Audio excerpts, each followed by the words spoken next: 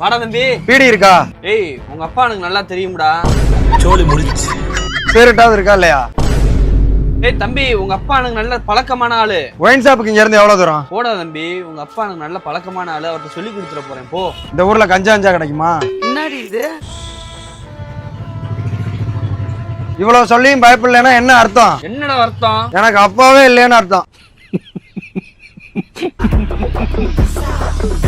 தம்பி வணக்கம் தம்பி. அண்ணா முனியாண்டி அண்ணே, இது உங்க மகன் தானே? ஆமாப்பா, என் பிள்ளைதான். இல்லங்கண்ணா. ஏண்டா என் மகன் தானடா நீ? இது என்னடா பழக்கம்? போடா போடா போடா போடா.